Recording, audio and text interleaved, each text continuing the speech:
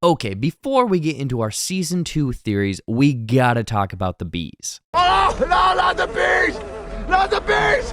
Ah! Yes, we have to, because they are everywhere. Mentioned, symbols, hell, even Flynne is dressed as one in her Halloween home video.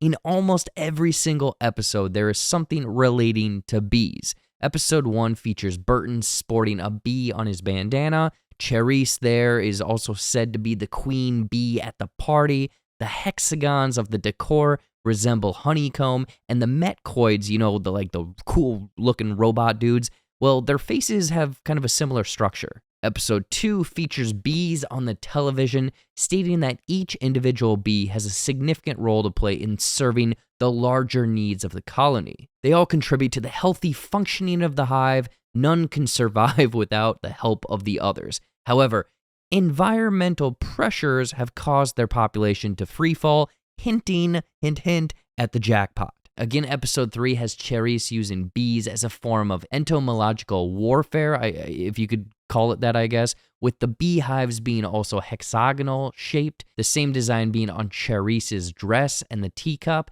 even a clever transition to a bug zapper after the scene, referencing that the queen bee has got to go. Episode 4 is the Halloween home video with Flynne dressed as a little bumblebee, along with one of the environmental catastrophes of the jackpot being the extinction of bees, which in turn has a ripple effect. And episode 7 has Inspector Lowbeer referring to the Met Police algorithm as the aunties. The Met's data sorting algorithms.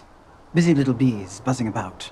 But why the bees? Sure, they are all there, but why are they in this show? Well, a couple different reasons. Again, referencing episode 2, the narrator on the television mentions workers, the drones, the queen. They all contribute to the healthy functioning of the hive, and none of them, not even the queen herself, can survive without supporting the others. This three-party cooperative structure can be likened to Cherise's three-wall house analogy back in episode 4. Whereas the queen, drones, and workers are in theory the same as the Klept, Met Police, and the Research Institute. Not identically matching how these bees function, but the Klept oligarchy used extreme violence and was able to bring order from the chaos of the jackpot. Though on the scummy side of things, they run an open hand and blind eye mentality. The Met Police keep the Klept from straying too far from certain boundaries, allowing their activities to persist. And the Research Institute benefits from the peace and prosperity that results,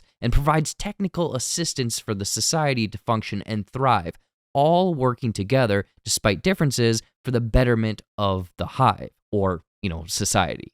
But unfortunately, it is all a very, very fragile structure. At any moment, the roof, or, the three-walled house the top of the house, you don't have a house with three walls is what I'm saying, could come crashing down if something strays, resulting in essentially the end of the world. Much like our current day ecosystems, one tiny shift could result in our own jackpot, one of which scientists have kind of been talking about is the extinction of bees. One small ripple that gets bigger and bigger as the waves go outward. It is interesting because Cherise believes in this structuring, but also in the complete opposite camp when saying that the bees are ignorant, not having a clue how vulnerable they are. While she and the RI had to prevent 2 extinction-level events, interjecting that human, or rather her intervening, is the key to their survival, and that population filled back in after the long climb back up from nothingness. In a grander sense, the RI building humanity back up after the jackpot, potentially utilizing, graphene, which we're not going to get into that, but molecularly, they do have a hexagonal structure, aka honeycomb shaped, going back to the bees. It's all connected, man. A great example of how fragile everything is the case with the meddling of Flynne that could be this tiny, tiny little thing years and years in the past that could have a huge ripple effect. Hell, she's even dressed as a bee at one point. It could be positive or negative, but with the information she possesses from the RI, in a roundabout way, nothing kind of exists without her. This is why Cherise is doing anything in her power to stop Flynne on whatever path she is on and accelerate the jackpot. Look at Flynne from every angle, because what effects does she change in 2099 society and human history in the next, 70 years. Cherise doesn't lose her place at the table, the power she has, the position and time she finds herself. Sure, stubs prevent any sort of paradox, but all of this could change with one little tiny bee.